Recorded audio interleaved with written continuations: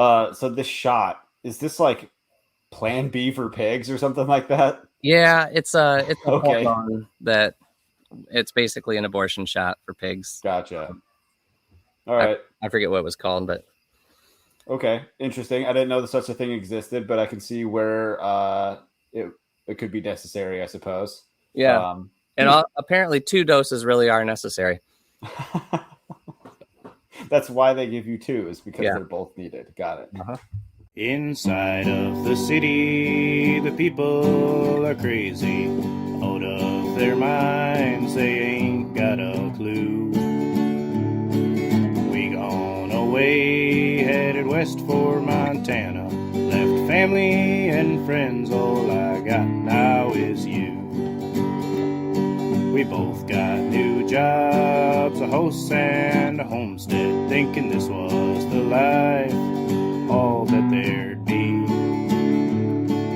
After our firstborn, you had to stay home. That's when the work got in the way for me.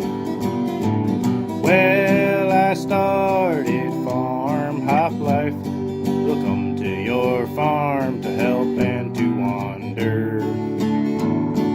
Me and the family, a truck and an RV. Send us a message and there will be. This is the Farm Hop Life podcast, a traveling homestead family. I'm Matt DeRozier. Tonight, my guest is Zach at Victory, Illinois on Twitter. Zach lives with his wife, Elise, and their 2 kids in the Driftless region of Wisconsin. They raise alpaca, pigs, chickens, and goats and are learning on the fly. That's nice that your wife lets you live with her. Yeah. Yeah, it's one of my favorite things about her. That's very nice of her. And you have like 6 pigs for sale coming up in October, so that's neat. That's true. Yeah. Got a little bit of interest in them so far, but if anyone out there wants a pig, hit me up. Okay, Twitter. So let's. I'm confused. For some reason, I always thought you lived in Illinois, and obviously your sweatshirt says that you live in Illinois, but you're telling me you live in Wisconsin? That's true. Yeah. Blowing my mind right now. So I lived in Illinois. I was born in Illinois. Lived there as a kid. For most. Well, yeah. I guess I was in Texas for a couple of years, but then back to Illinois, and then over to Albania in Eastern Europe as a missionary kid for a while, and then back to Illinois. Went to college at University of Illinois, which is where I met my wife and fell in love with Illini basketball, and then we went to Peoria, Chicago, back to Champaign before coming up to Wisconsin. So I'm what's known as a fib, which the I, it's an acronym. The I stands for Illinois and the B stands for bastard. And I'll let you put the rest together. But that's something that Wisconsinites affectionately call people from Illinois. So I've moved up here, but I still carry a torch for. That's funny. The Illini. Yeah. How did you settle in Wisconsin then? Why Wisconsin? Good question. So my family is all based in Chicago now. We weren't from there originally, but that's where everyone kind of landed. And Elise and I were living in Champaign. Well, actually, I'll back up a little bit. We lived in Chicago, and we took a trip to Europe. I took my family back to, or Elise and the kids back to Albania for the first time. Back for me, first time for them. When we came back to Chicago, it was the first time since we had lived there that we got back and like weren't happy to be home. Normally it was always like, oh, sweet home Chicago. But this time it was like, oh, this kind of sucks. So we decided we were going to move, kind of wanted to move out to the country, but weren't sure where. So instead we moved to Champaign because it's cheaper to live there than in Chicago. And we thought we'll live there a little while we figure things out. We always wanted to stay kind of close to Chicago, at least like to where grandparents could come for a long weekend.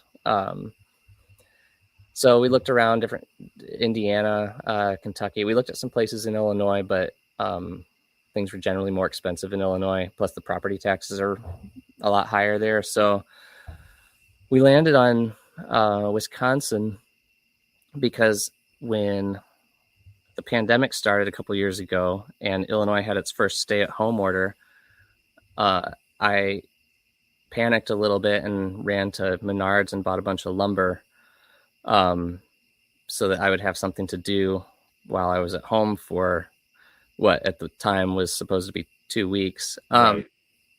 And I also listened to James Howard Kunstler's book while I was building a workbench with all this lumber. What book was it? Oh, Living in the Long Emergency. And he talked about the Driftless region of Wisconsin in the first interview in that book with Mark Shepard. Gotcha. Okay. That kind of piqued my interest. And so a month or so later, Elise and I came up here because Wisconsin was still somewhat open at the time. And it was our anniversary. So we came up here to check it out and just it was a quick 1-night trip. And we kind of fell in love with the place. Like one thing led to another. We came back 2 more times and decided to move here. It's close enough to Chicago that our families can come visit, especially grandparents can come visit pretty often. But it's a beautiful area. Lots of deep river valleys. It's called the Driftless because there are no glaciers that ever covered this region up.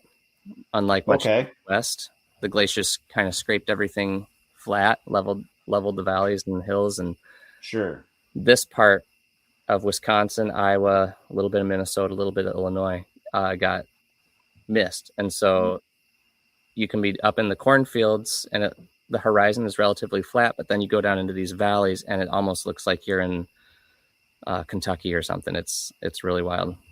I'm trying to get an idea of where this is, because I heard about this area of Wisconsin listening to, is it Peter Allen who has Mastodon? Yeah. Right? He lives 10 minutes down the road from me. No kidding. Yeah. That's awesome. Mark Shepard lives 5 minutes down the road from me. Dude. And that was just a happy accident, but it's kind of cool. I'd say so. Great resources. Did they put on the Doomer Optimism Camp, or did that one not happen yet? No, that did happen. So Peter hosted it. He did most of the work the day of, and I just kind of coordinated getting people there. So nice. How was it? It was great. It was a lot of fun. A couple of so let's see, there were people from Milwaukee, Chicago, Twin Cities. We had a group of maybe 20-ish plus some kids.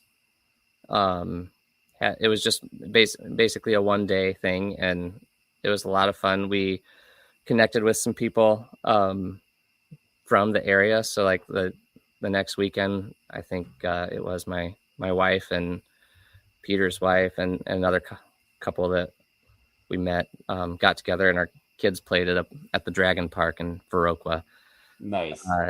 And so got some new relationships, new friends that came out of it. Yeah. Have you met Peter before this or no? Or Mark? Was Mark there? No, Mark wasn't there. Okay. I met Peter a little bit before this, but in the context of, hey,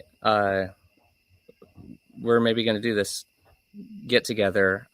You want to meet up and talk about some details? So I hadn't met him before the camp was an idea. Okay. That's a good icebreaker. Yeah. Kind of cool. Mm-hmm. Sweet. And then Mark, I've met him a couple times at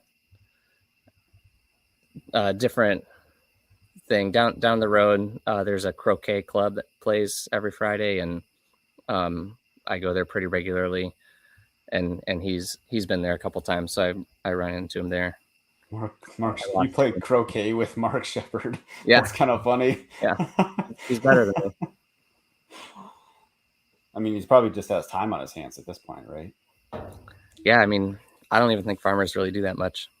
Probably not. Yeah, they just come on to podcasts and talk about trying to sell their pigs and stuff. Yep. So let's get into it for real. How did you get started homesteading? Well, Do you call yourself a homesteader or a farmer?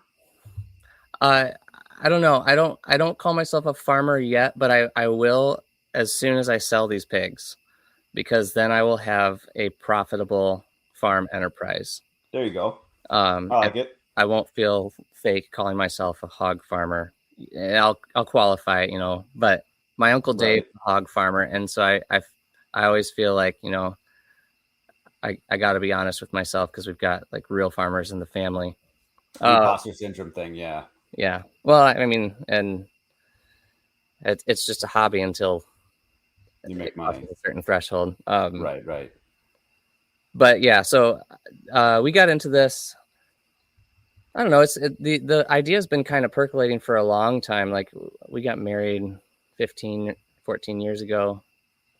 I should know which one it is. But I think it was 14 years ago. And got real into gardening kind of right away, but we were super poor, and the idea of actually buying land was like a pipe dream. So we didn't even think about it. And then, life took some different turns. We ended up in Chicago for a while. Not a lot of farming opportunities there, although there are some, surprisingly. I'd say we got into it when after we got back from that vacation to Albania, realized that so in Albania, like, one of the main things that just was stunning to us the whole time is like the natural beauty. That place is off the charts. I mean, everything about like Croatia as a vacation spot also applies to Albania. Really? Greece, Italy, it's all the same kind of topography, and so it's beautiful. Wow. Yeah, I'm looking at a couple pictures. Yeah, So it looks underrated. Yes, yeah. Great place to go. It's not very expensive at this point, so not anymore. Travel on a budget, but anyway, yeah, being in Albania, coming back, I think kind of sparked a renewed interest for us in moving out to the country, being somewhere where it's beautiful, there's quiet, there's dark skies. That was a big thing. I mean, you can see behind me, it's very dark, and it looks like you're in front of like a black screen or something like that, like there's nothing. Super anon. Yeah. Right. At least I don't have my face blacked out. Yeah, so we that I'd say that was the spark, and then kind of like I mentioned earlier, we kind of stumbled across this area and decided to take the plunge. I think the pandemic and our town in Illinois, Champaign, really shut down like hard. Like, I know it varied a lot from place to place, but Champaign was rough. There's just nothing was open for a long time. I mean, the church that we went to there, I think is still not back to normal. And it's just like this. So all that made it easier for us to feel like we weren't leaving really anything behind. The one thing we were leaving behind was a handful of friendships that had grown even closer over the pandemic, because they were kind of like our group, our crew. Right. But as far as the town or, whatever, it was like, well, this place sucks now. It's a good time to try something new. And that's kind of where we got our start. So you kind of did like a little bit of gardening while you were there. And then, so how long have you been in Wisconsin then? Only a couple of years? A year and a couple of months. Gotcha. Yeah. Man, you really stepped it up. If it's only been like, let's just say like a year and a half, and you have all that you have, what's your acreage like? We have 7.5 acres. We've got a shed that is I don't know how big it is. It's pretty big. It's a third of it is portioned off for like animals. The rest is concrete pad, and I have my wood shop in there, but and my office for work. And then we've got when we moved here, there were 3 pastures, maybe a total of 2 acres that were fenced with really crappy fencing, and the rest was pretty overgrown. And maybe a quarter of it is pretty swampy. So we don't use all of it. I've got the pigs in the swampy part now. They like it. Do they just love it? Yeah. Yeah, they are digging me a pond. So turning the swamp into a pond. That's a good touch. I like that. Yeah. That's is that something Mark Shepard would want, or am I thinking of a different guy? Who's the Austrian guy? I don't know. Sepp Holzer. That's what I'm thinking of. I'm not sure. That's okay. I'm familiar with him. So I guess why? Like, what motivates you to grow your own food?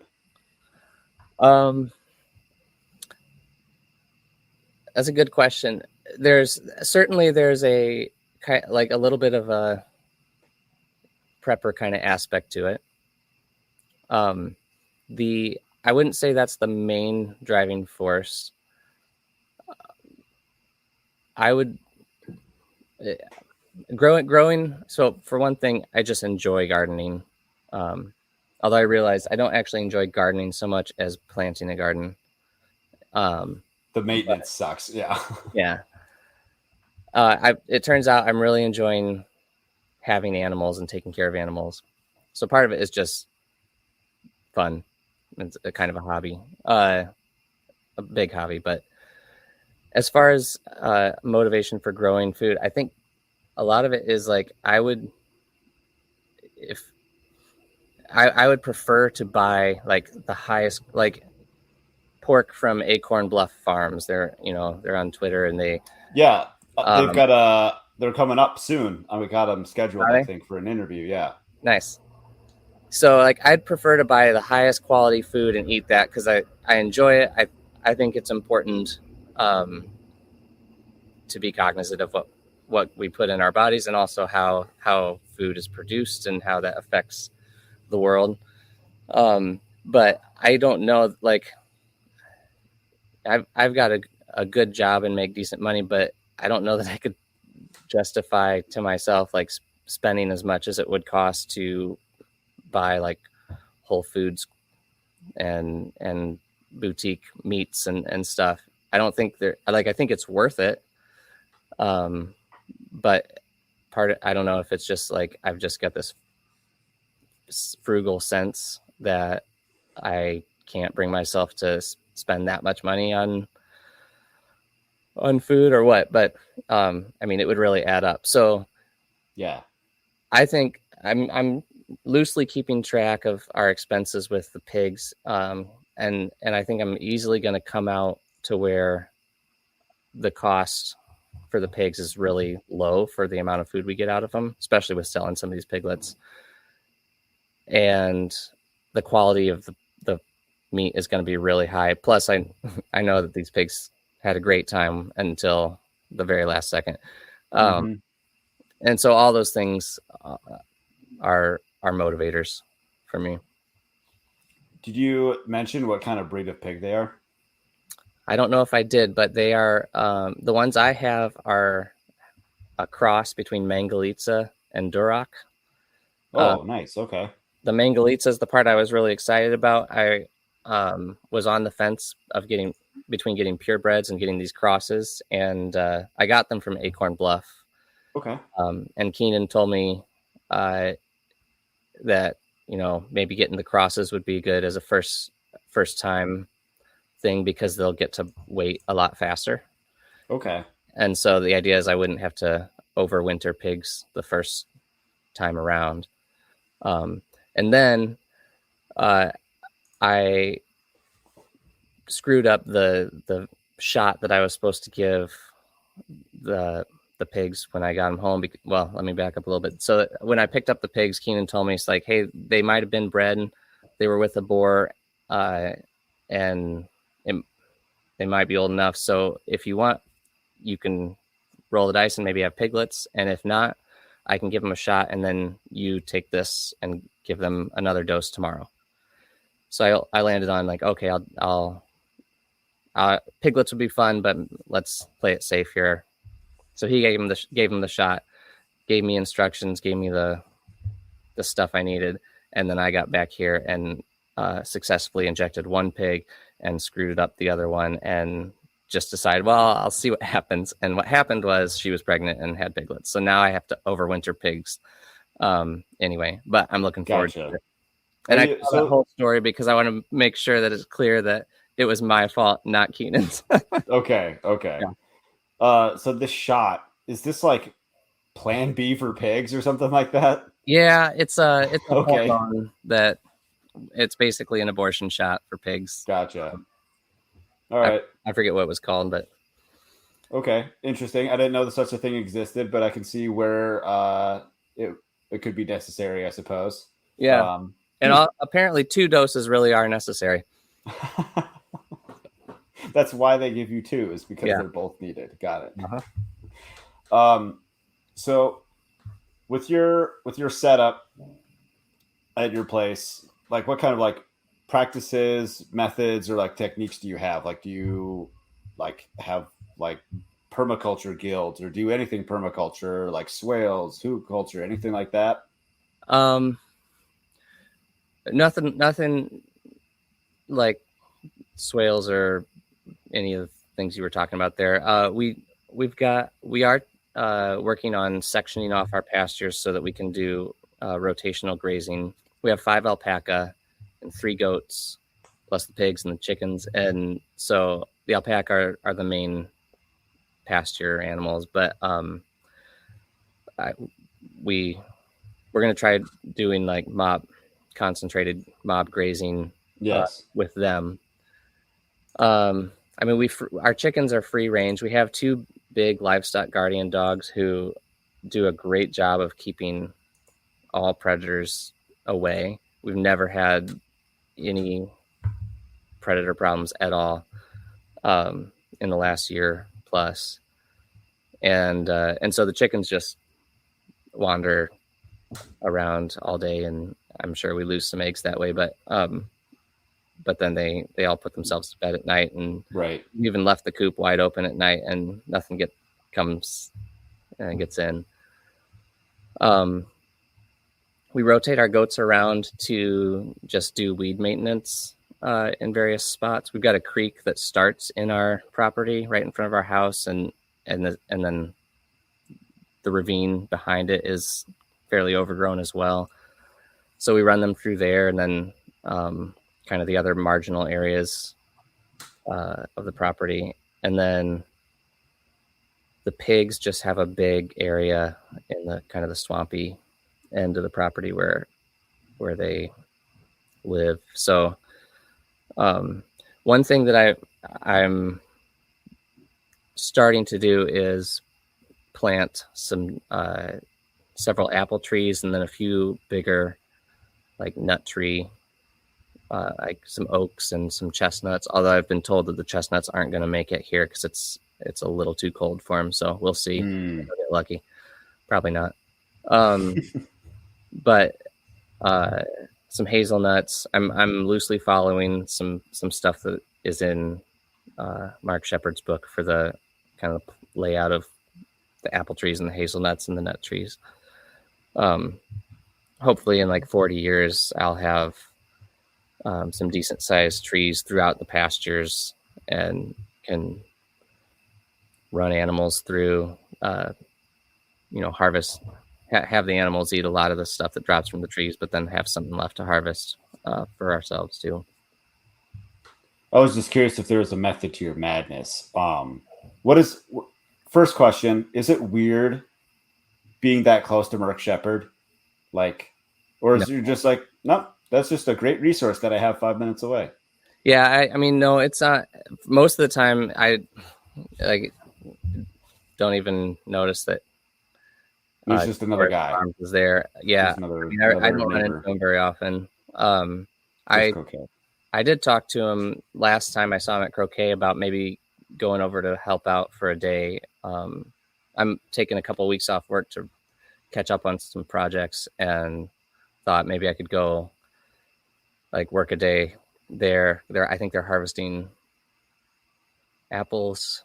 Hazelnuts are coming up pretty soon. So I think that'd be kind of fun and Oh yeah. good opportunity to get to know him a little better.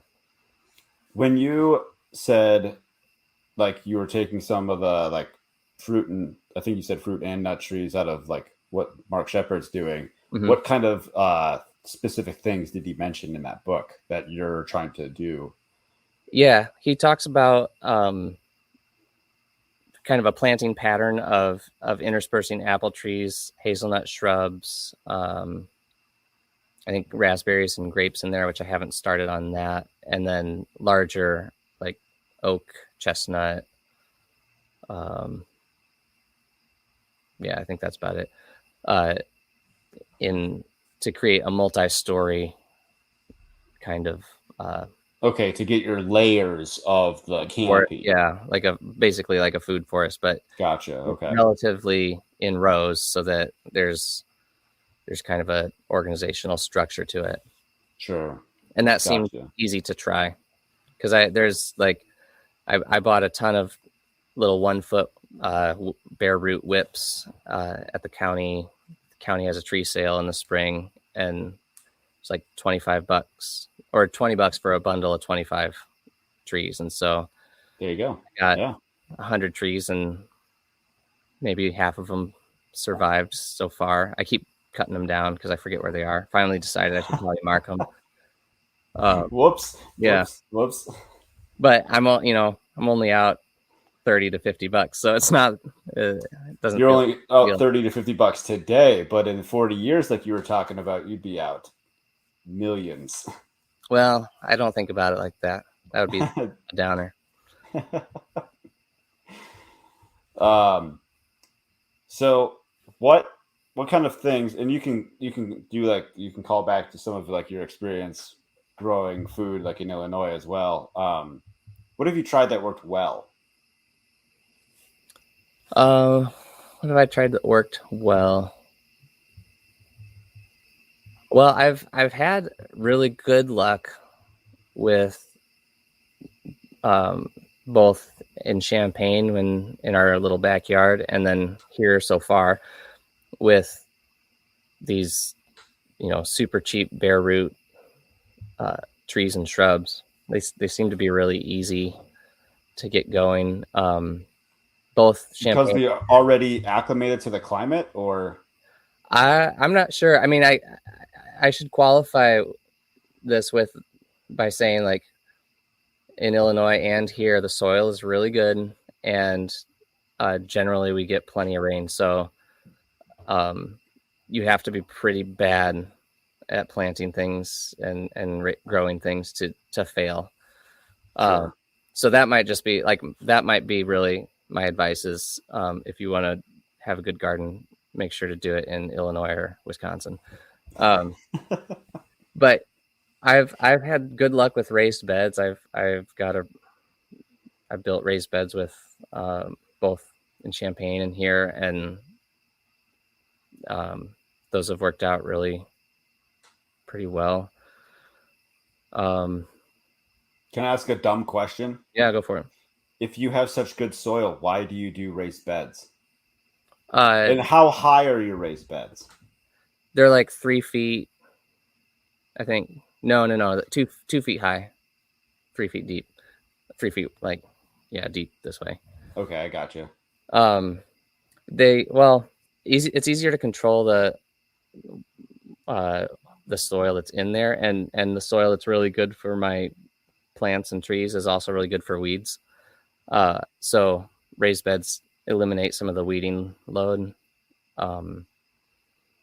Stuff can't creep into them. Rabbits were a big problem in Champaign, and it seemed to keep them out. So gotcha. Okay. I kind of wanted to try it, that's really the driving force between most of the decisions I make is I just kind of want to try this. Me too. I get how that goes. Mm-hmm. I was just curious, so then what did you use for fill in your raised beds? To just take shovels of topsoil and just throw it in a raised bed? And Yep. keep adding wood chips or something like that, I guess, to retain moisture or something. I don't know. In Champaign, I ordered some topsoil from the like the city landscape supply place. Here, I foolishly, I think you're going to ask me about what's not gone well, so I'll say most of Yes. the for that. But I foolishly scraped off a bunch of topsoil where I wanted to plant my garden, so I had a big pile of that. So I just dumped that into the raised beds here. But And that didn't work. Now we've got compost from the chickens and alpaca, and so I'm topping. Actually, today I started topping off the raised beds in front of our house with that. Nice. So I think next year it's going to be it'll be great. Like the only problem is it turns out the sun doesn't hit the front of the house until like afternoon. So everything we plant there is going to be like shade tolerant, right? Flowers. And then I put some trellises up the front of the house, and our beans and cucumbers have done really well climbing those. So they're coming out of the raised beds and going up the front of the house. They're tied into our deck, which is kind of off the front and side of the house. So at least we'll get some vegetables out of those raised beds, but mostly they're there for aesthetic reasons now because they just don't get enough sun to produce a lot. Gotcha. So the scraping of the topsoil to use in your raised beds, that didn't work? Or it did work? Turns out it's actually a bad idea. Why is that? Because when you want to plant a garden and you scrape off all the topsoil, there's not a lot left for the plants to grow in. So it worked well. Where you scraped it from? Yeah. Okay. Which was the garden. Oh, okay. Yeah. So you have like your regular garden, and then you also have raised beds as well. Got it. Yeah, the regular garden's across the creek, and it's pretty good size, and that's where like our idea was like that's where we'll plant a bunch of potatoes and tomatoes and stuff that we want to just grow a ton of and preserve. Like we had a bunch of garlic out there too. And then by the house, we were going to have more of like the kitchen garden where it's like, we'll plant eggplant. We want some eggplant, but not 400 eggplants. We want maybe cherry tomatoes. We want some of those for salads, but we're not going to put up cherry tomatoes like we will with the paste tomatoes that we make sauce with. So that plan still holds. We just got to make a new garden in the front yard in a sunnier spot. Gotcha. Okay. Yeah. So we already touched on it. What hasn't worked well other than scraping, like robbing topsoil from your garden? Well, that's a big one. So I was vaguely aware of using cardboard to compost in a garden and like to kill the grass so you could plant on top of it. But I didn't do any research. I just took that vague awareness. And when we moved here, I said, oh, we got all these cardboard boxes. I'll save them and put them on the garden. So what I did was I laid them all on top of the grass in the fall. And I put like some branches and rocks on them to hold them down. Mm-hmm. And then what they did was they mostly blew away because I didn't put enough weight on them. And so I had trash all over.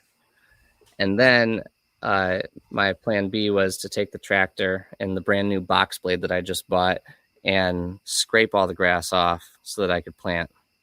But what came up with the grass was most of the topsoil. So like there's still soil there, but it gets pretty rocky pretty fast. So dang. Yeah. So that was really stupid. And like none of our plants did as well as they should have because they just didn't have enough to. I mean, there's that area over there is like the rocks are all sandstone, and so what soil is there is kind of sandy. Sure. Okay. So fortunately, there's a horse farm down the road, and they can't get rid of the horse manure that they've got all over the place fast enough, so I can just go get it for free and Sweet. and pile it on the garden, and I'll have tons of fertility in no time. But that's an awesome resource as well. Yeah. Just takes time to recover. I suppose that's all it is. Man, if that was only your biggest failure, I think you're doing pretty good. Or like a notable failure, and maybe not quite the biggest, but yeah. What else? We got these 2 livestock guardian dogs, and for the longest time, could not figure out how to keep them on the property. We put them in fenced in pasture, but one of them can climb gates, no problem. And so they're too big to really jump. They're not very athletic dogs, but the one can climb. So their names are Kofi and Georgie, named after 2 Illinois big men from a couple years ago. But so Georgie's the climber. Kofi is kind of the, I don't know. He's the hardest worker of the 2. And we put we tried doing the shock collar with the buried wire, except we didn't bury it. We just ran it around the fence, around the top. So what we learned is that Kofi really enjoys chewing that and breaking it. And then Georgie just climbs out. So between the 2 of them, they were always jailbreaking Georgie, and we'd lose him so many. Like he'd get out, he wouldn't go far because he wanted to stay close to Kofi. But it took us many iterations. We tried all kinds of things. I fixed that stupid wire in the dead of winter probably like 20 times. So that was a painstaking process. We finally figured out that running just a hot wire along the top of the fence line and the gates was enough to keep both of them in. Okay. With the one exception of when we left a gate open, and turns out that they got out. They noticed. Yeah, they were gone for 2 days. Oh my God. You're pretty worried. Yeah. Wow. It's kind of a long time. Yeah. Longer than anybody wants, anyways. Yeah. Well, and we didn't have their collars on them either, because they had recently chewed one off, because they always are fighting with each other. I mean, for fun. Mm-hmm. So I was worried that they were going to get shot by someone. They'd be harassing someone's cows, and sure. Yeah. Yeah, I suppose that's watch Mark Shepard shoots your dogs. Like, I guess I had that one coming. I would have been surprised if it would have been him. Although Why I did is that? a story about him threatening to shoot down. There's these paragliders. Guys will get on, like, it's a motorized parachute, basically. Okay, so they got like a big fan behind them. Yeah, I think that's what it is. Okay. And they fly. They jump off the ridge up there somewhere, and they fly around here quite a bit. And I heard at Croquet a story about Mark that he called the police and said, next time one of those guys flies above my farm, I'm going to shoot him down. So the police came looking for him, and the neighbor, Kia, said, oh no, Mark's just talking shit. He's not going to do anything. So the police said, okay, well, if we had to come out because you can't just say that, but they left him alone. That's hilarious. Yeah. Man, that's funny. Now I'm thinking, like, man, when we hit the road next year, I'm going to have to like I'm already headed to Wisconsin area for to help some people out. Just don't know when. I'm going to have to swing by your place and see if I can check out Mark Shepard's place, and then also Peter Allen's place. Like, just hit up. Like, you're the third person in Wisconsin I've interviewed. Like, you're the most out of any state so far. It's like, it's great. Just like it's a great state. That I was actually born there, and I don't need to go back to live. But did you spend any time in the Driftless though? I was born in. No, let's see. Nope. Born, lived. Where did we? We moved. When I was like 2. Okay. Like the Crescent, lacrosse area. Oh yeah. Uh-huh. Yeah. That is Driftless. Okay. Yep. That's like the area I was born. So Nice. that was fine. Yep. Okay. I got that map pulled up. Lacrosse is right, like almost right in the middle of the Driftless area. Yeah. Gotcha. I don't remember where I was going with that, and that's okay. Oh, you're gonna swing by when you come through the area. Yes, gotta swing by because those pictures actually look cool. Like you were saying, it doesn't look like Wisconsin. When I think Wisconsin, it doesn't look like that.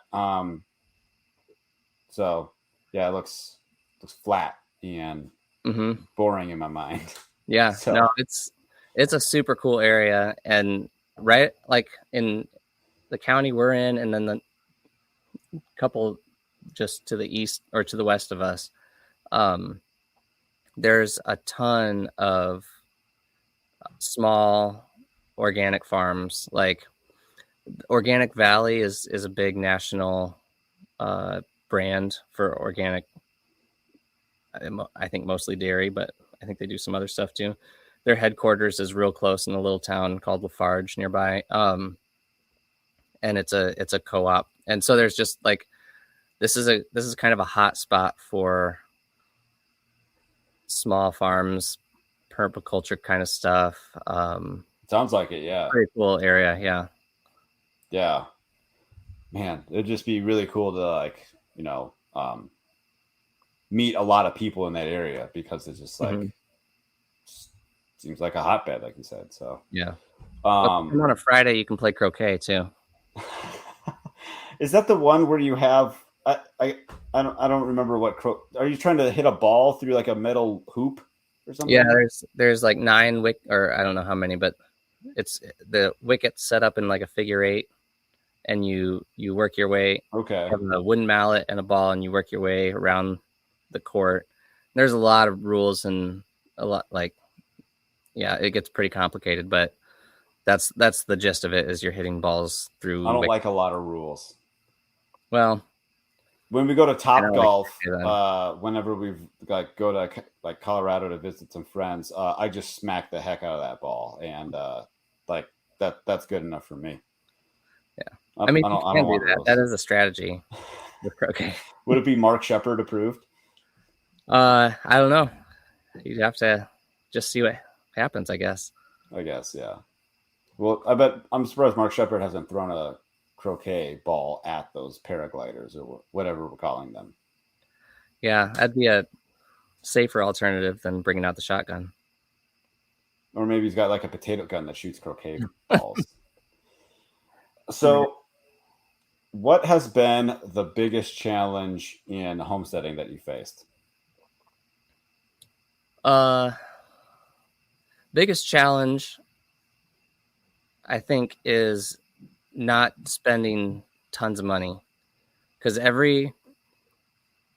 there's like tons of little challenges, and there's always a solution that you can buy, or at least, something that's marketed as a solution, and maybe it doesn't actually work well.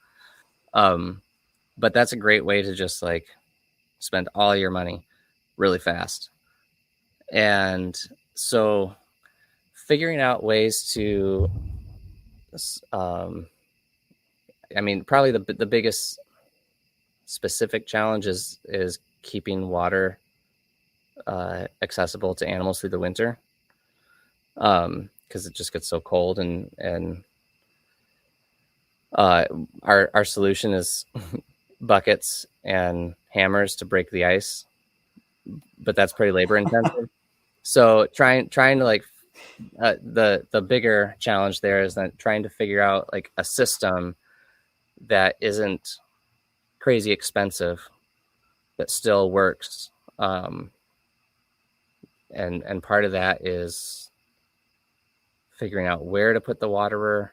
Part of it is just reading about every kind of solution for everybody's who lives in a cold climate is trying to figure out how to solve this. And Mm-hmm. I don't want to have like a real energy intensive solution that's going to drive up my electric bill. So one of the things on my list this week is to try to build a little passive solar waterer that might work most of the time, and then maybe I could like pour some hot water in there on really cold days to if it's insulated, maybe that will keep it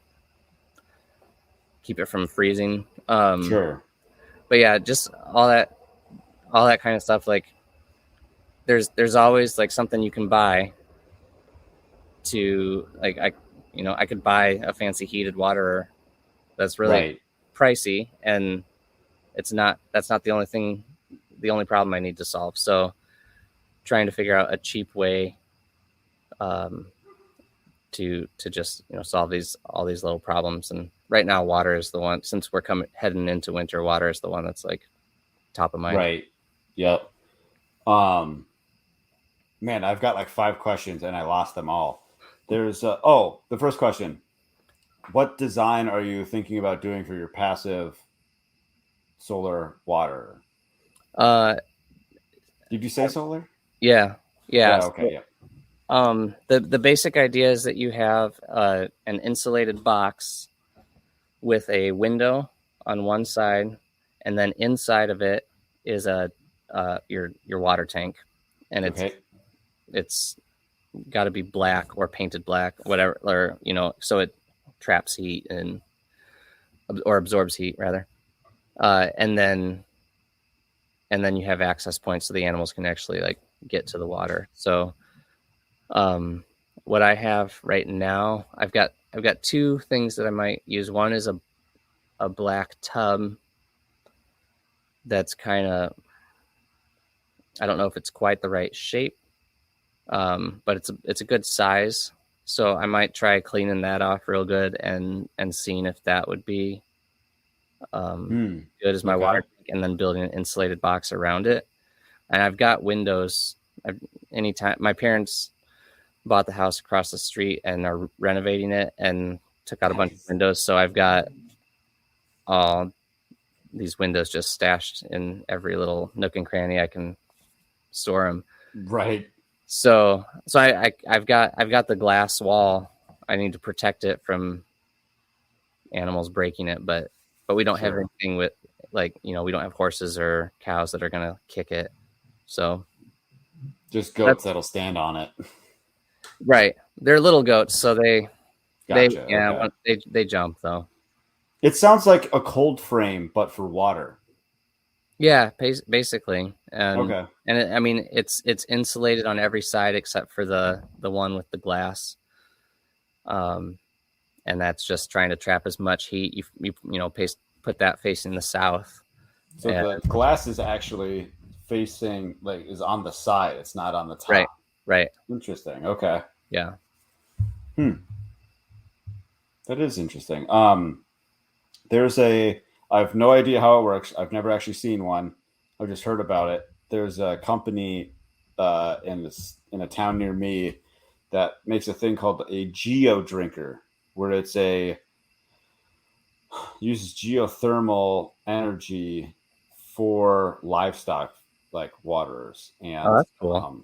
I have heard of one person that's had one for like 20 plus years and has never had an issue. And the person that I heard it from, they just bought one. So this specific person, I'm actually going to see him tomorrow. He's a general contractor that we do work for. And so I'm going to ask him about it, see if he's put it in yet. And if that was before last winter, or if he did it this year. So he's getting ready for this winter. So, but yeah, I think I looked it up on the website and there wasn't pictures of it or whatever, but it had a price of $800 or $900. I'm like, you know what? If it lasts 20 years, that doesn't seem that bad for if you don't have to have any sort of energy intensive input, whether it be electric for a stock tank heater or I guess some other means. to keep your animals' water from freezing. I don't know. It seems like a good investment to me. Yeah. What's it called again? Geo Drinker. Okay. I'll send you a link. I don't know if they ship. They probably do. It'd be smart if they did. If they don't ship, I'll bring it to you. Okay. Sounds good. I'm not cheap when it comes to transportation. I'll just tell you that. All right. Well, fair enough. Yeah, I'll send you a link. Actually, I'll even put it in the show notes so everyone can share and know about that. What's the best part about homesteading? Man, the best part. I'm gonna go ahead and say that the best part is having it is all the opportunities that this has created for our kids. We've got 2 kids, Elowen and Dominic, who are 10 and almost 6 respectively. And they, for one, I'm just living out in the country. They can just run amok and do, they play in the woods. They make up goofy games and use their imaginations all the time. And it's awesome. And I love when I can,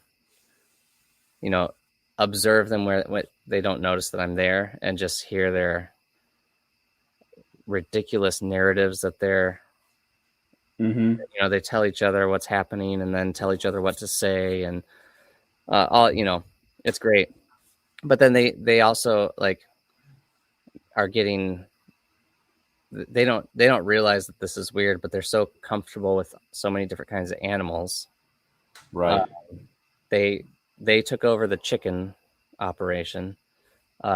We used to give them an allowance and we kind of stopped doing that, but they used their allowance money to buy some chicks, and now they buy chicken feed and they sell eggs to us primarily. Grandparents come, they sell to their grandparents, but they do all the chicken chores. So that's a cool opportunity for them. They got to see the piglets get born a few weeks ago. Nice. And it's just, that's not something you can really do otherwise. And, maybe if you have a pet that has like a dog that has puppies or something, you could have a similar experience. But that's my favorite part of this is just all the stuff that they get to do and experience and learn. And I'm excited for them. I mean, I love it. I love being out here, and I like taking care of animals. I like one of the things that was on our list when Elise and I were talking about we were making a list of what are the must-haves and things we'd like and things we don't care about in a property, in a house. The top 2 things on my list were dark skies and quiet. And we live on a dirt road and we can see the Milky Way more often than not. So we got both of those, and there you go. And it's awesome. It's not actually that quiet right now, but the noise is bugs. So that hits a little different. It does hit a little different. Yeah. It is. I kind of forget all the bugs from the Midwest because obviously born near you where you are now, and then lived in Minnesota up until 5-6 years ago. And so you guys, the Midwest has so many bugs. Yeah. And it's kind of annoying.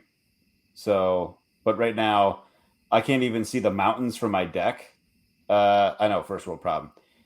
But it's so smoky. It's insanely smoky right here. I mean, it's for the last week I haven't smelled it just because I'm just so used to it. But today they got way more intense.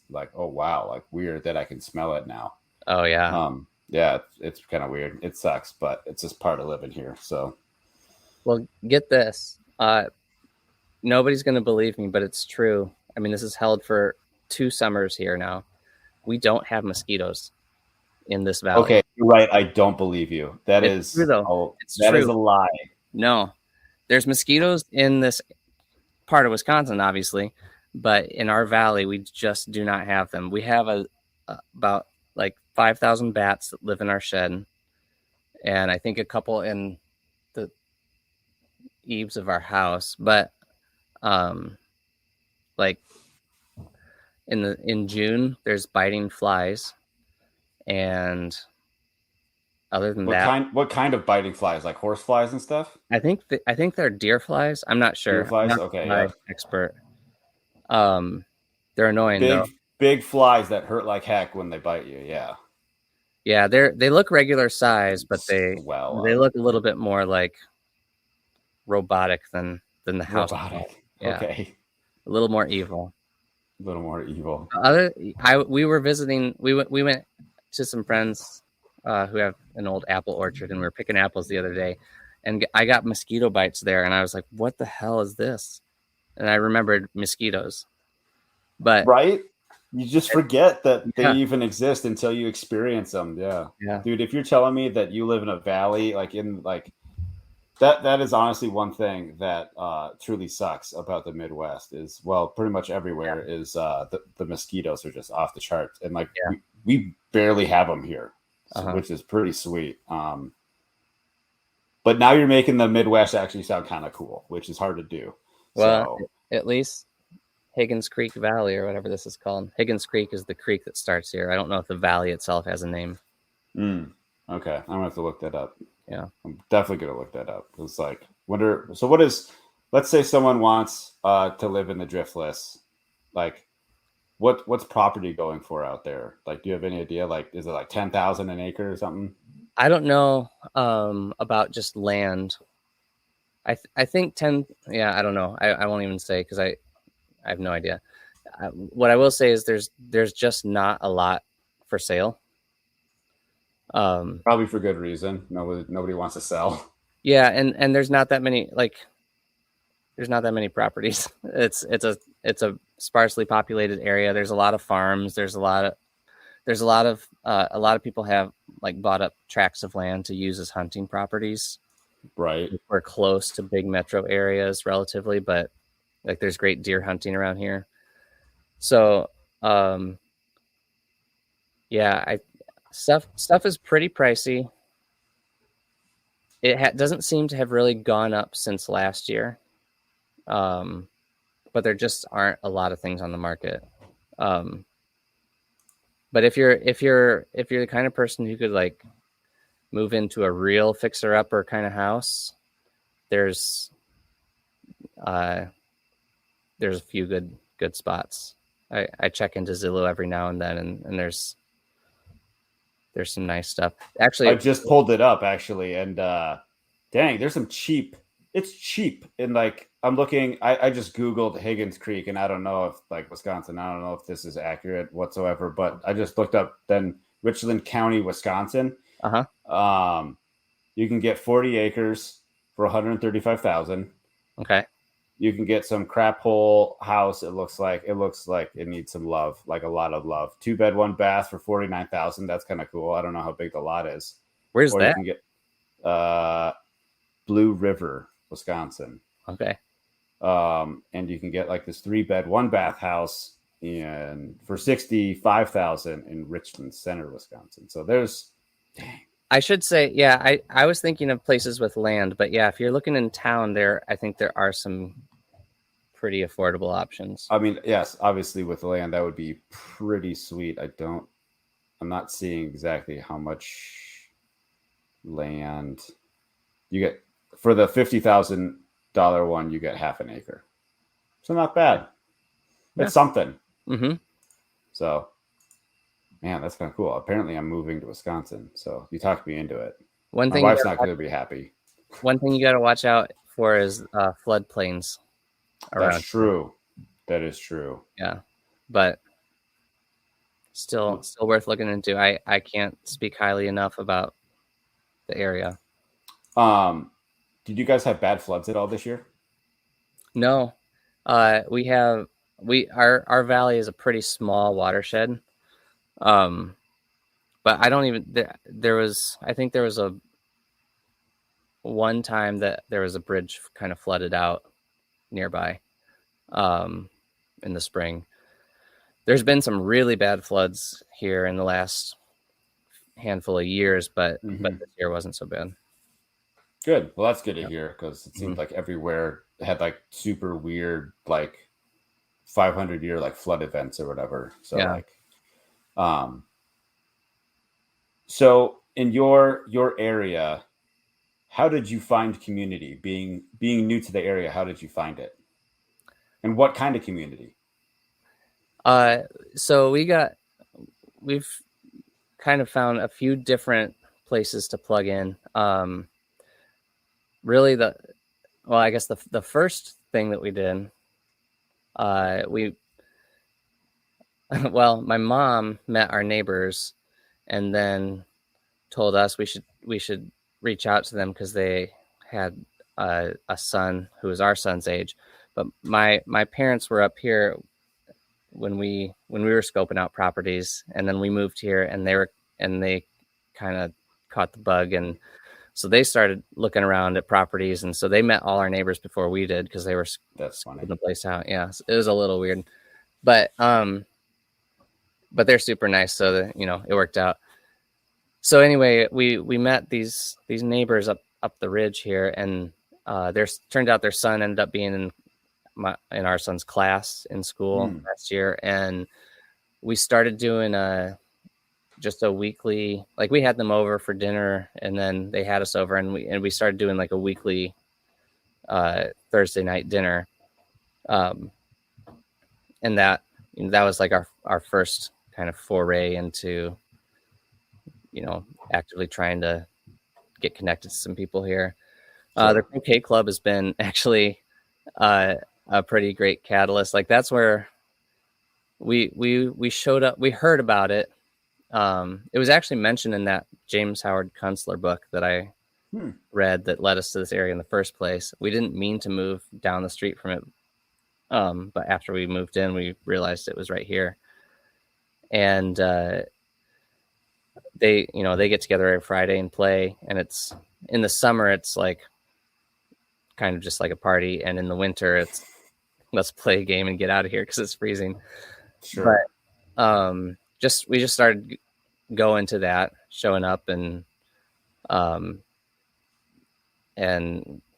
of hit it off with the people who are regulars there, and that we just went kayaking with some of the croquet folks last weekend, and then I guess the other avenue that we've found to be really helpful is the school. We have a great school district here. We're actually technically not in it. We're in the Richland Center School District, but that's 25 minutes away, and Kickapoo is 13 minutes away. And Wisconsin has open enrollment, so you can just enroll in any public school. So we enrolled our kids at Kickapoo because we didn't want to drive an extra 20 minutes a day. Sure. And we had heard such good things about Kickapoo. So that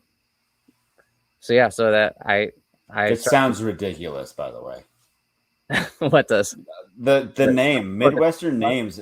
Oh yeah, Kickapoo. There's so many just ridiculous names in the Midwest. I can't take it seriously. The river that runs through this area. But yeah, so I started going to school board meetings, and then kind of found out through that they were really hurting for substitute teachers. So I was talking about that with Elise, and she thought, well, she's a stay-at-home mom, but our kids are in school. She could go sub. It's not like it'd actually be convenient. She could take the kids to school and drive them home.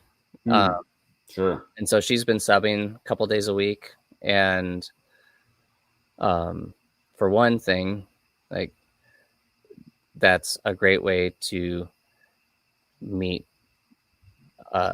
school district folks like teachers and whatever. But the other kind of fun thing is like we'll be out and about, and some kid will just come up and give her a hug, and that kid's parents don't have any idea who she is, but she's like, oh, I subbed in her class, or and so Nice. it's a way to meet people, and you really get to know what's going on in the community when you get to observe kids in a school. Like, Yeah. it's not always great. Like, there's some really shitty stuff that she has to see, and I think they had to call DCFS for a child abuse issue this week. But on the flip side, she was that kid's sub and got to be a safe, caring adult. Sure. For him. So that's been a pretty cool way to get connected.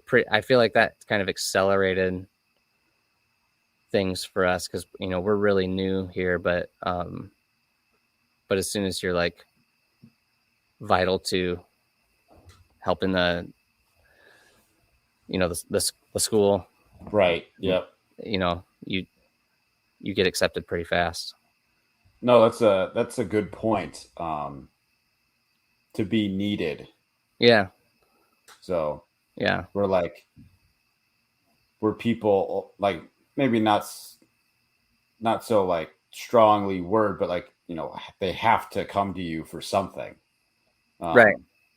Yeah. But I mean, it's helping out on the circumstances. Yeah. And we're so lucky to have like a really great district. And like, I could go on and on about the different things they have, but like, they have, for being a small school, like, it's K through 12 in one building, and I think each class is like, maybe 30 in a grade. So like, classroom is like 12 to 15 kids. And they have the coolest shop class I've ever seen. And just like all kinds of stuff that we like about it. But having that, like, we both feel like, well, this is a huge blessing that we've got this here. What can we do to help keep it so that it stays amazing?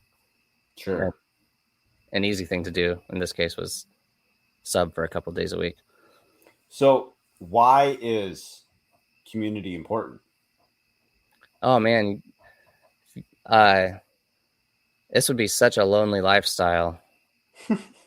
I work from home. I like my coworkers, but it is not the same to just talk through Slack or Zoom. And we're out in the boondocks. We wouldn't see anybody. Sure. I wouldn't see anybody. Elise at least goes to the store, but right. Yeah. So like, so that's one thing. I think it'd be easy to get just drown in all the multitude of things that have to get done around the place. Like, there's always a long list of things that ought to get done. There's always a shorter list of things that really have to get done. And without, connections to other people, it would be really easy to just kind of like burn out on pigs and gardens and whatnot. Yeah. But instead, like, I go play croquet, and then they say, hey, we're going kayaking tomorrow. And I'm like, well, that sounds way more fun than building a passive solar water tank. So let's do that. Right. And then I think another thing is like, for the kids, they need some avenue to like meet and play with other kids. That was part of the problem with the last couple of years in Champaign, is that so many of the avenues for them to interact with other kids were shut off. Fortunately, we had, a handful of friends who we could get together with, but Elowen, my daughter, has been, I think she went to like 3 or 4 birthday parties this summer, just kids in her class. They get they get to have a social life that's beyond just mom and dad, who are okay, I guess. But right. But yeah, just and also, not just other kids, but like our friends from the croquet club took Elowen and Dominic kayaking earlier this summer when Elise and I couldn't go because we had some stuff we had to do, but they just took the kids for the day and they had a great time. Good. And now they've got other adults in their life who are just loving on them and trying to teach them how to kayak. How is it? You said it was down like a creek or a river. I was actually down the Kickapoo. So like river, yeah.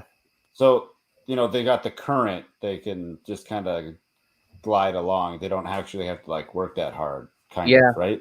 Okay. Right. It's pretty easy. Basically you have to guide your boat because there's branches that come down and stuff in the river. But sure. But yeah, you don't have to work that hard to move. So okay, I was just curious. Like, and it's shallow, and so you can there's little beaches everywhere where the river bends, and okay, so gotcha. It's good for swimming too. Cool. Yeah. What would you tell people that want to get started?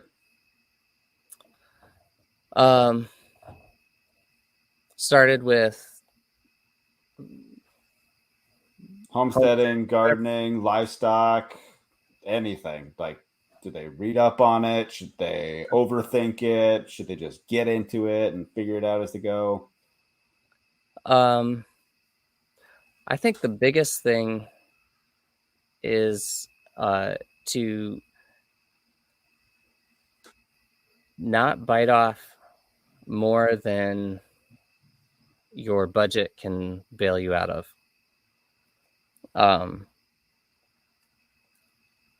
I think biting off more than you can chew a little bit is okay. I do that all the time, and stuff works out or it doesn't. But when you take on something like that, you might have I don't know, even just buying a place is like, okay, you have a mortgage now, and it's probably bigger than a regular house because there's some land attached to it. But just acknowledging that a lot of things are going to go wrong, stuff's going to break, stuff's going to not work out like the tutorial video you watched or the book you read, and you need this cushion of like room for failure that isn't going to be really expensive and sink you. Because it's one thing if your garden just sucks for a year, that's okay. Mm-hmm. But if you, animals are a little bit more tricky because you don't want to just let them die. I'm okay letting my tomatoes die. I'm not okay letting my pigs die from neglect. Right. Yeah. But you got to get out there. Yeah. But if you buy some expensive piece of equipment that something goes wrong and it's expensive to fix, otherwise you have this just giant paperweight, that's not a good position to be in. So, yeah, basically, have a good cushion in your budget for failure, and don't overextend yourself financially, because that's when it really starts to hurt, I think. Right. I'm okay with projects failing if it's free. Fair enough. No, I get it. Yeah. I was just I rented an excavator for 3 days this weekend, and if nothing, if I don't do anything with all that dirt I moved, well, then I just played with dirt for 3 days, and that's kind of expensive. Yeah, I see your point. Yeah. Yeah, and like low tech solutions to things are really great because when they fail, you're not out that much. Right. Yeah, just go with the cheap and dirty and see how it goes. And if you need to upgrade, then upgrade. And yeah, no, that's a good answer. I haven't got that one yet, so I like it. So you've got 6 pigs for sale this October. What else do you want to? Was there something that you wanted to talk about that we didn't get to, or something we didn't cover or touch on? I don't know. I have pretty high hopes for the Illini basketball team this year. I don't know that. I think we kind of touched on all the stuff that we talked about. So yeah. I'm not a sports guy, so any sports talk is just going to go like right over my head, and my eyes are going to roll back. But that's fair. We all have our shortcomings. I know, and with me being literally short, like it fits. So, well, hey, people can follow you at Victory Illinois on Twitter. That's the only one, right? Yeah, that's it. And it's about to get pretty sportsy for a few months. All right, I'll mute you. That's fine. I do have a renewed commitment to post more photos, so hopefully that'll farm stuff. Yeah. So all right. I'll just mute certain words from you, like whatever you said, Alina or whatever you said. Yeah, you might want to mute Michigan. Michigan, okay. Yeah. I saved most of my vitriol for Michigan. Okay. I don't know how to do that, but I'll set it up. We'll figure it out. So, hey man, it's been great having you on. I really learned a lot, to be honest. Yeah, it's a lot of fun. The area that I was born in and raised for the first couple of years, I didn't know any of that history. No one told me that. It seems like I missed out. It's a cool area. Mad, so. Well, hey man, it's been good talking to you. I hope we keep in touch, and maybe I'll swing by sometime. Hey, sounds great. Anytime. Awesome. Thanks, Zach. See ya. Bye.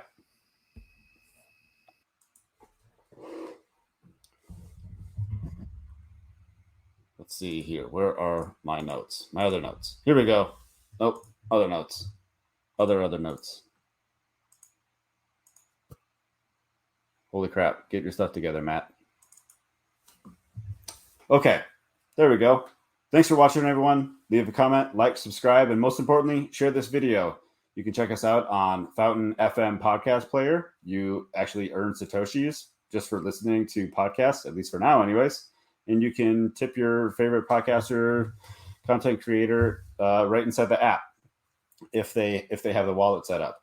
You can check out our website, farmhoplife.com. You can sign up for our latest, you can sign up for our email list and Telegram channel there to be notified when new videos, interviews, and podcasts are available. We're on YouTube, Twitter, Instagram, TikTok, MeWe, and Float. You can email me anytime, matt@farmhoplife.com. We've got the 20 by 23 project coming up. We're going to help out 20 homesteads in 2023. You can learn more about that. I'll have a link down in the show notes. And to support the 20 by 23 project, we're selling shirts. This week's shirt is the Eagles shirt from Life on Milo's Farm interview with TJ. So you've got the Australian wedge-tailed eagle versus the American bald eagle. And the wedge-tailed eagle is more superior in just about every way. So, support the project. We'd really appreciate it. And I'm always looking for new people to interview. If you want to come on to talk about homesteading, farming, food security, homeschooling, regenerative agriculture, alternative building methods, or anything else, just go to farmhoplife.com/guest and fill out the form. Go feed yourself. Inside of the city, the people are crazy. Out of their minds, they ain't got a clue. We gone away, headed west for Montana. Left family and friends, all I got now is you. We both got new jobs, a house and a homestead, thinking this was the life, all that there'd be. After our firstborn, you had to stay home. That's when the work got in the way for me. Well, I started farm hop life. We'll come to your farm to help and to wander. Me and the family, a truck and an RV. Send us a message and there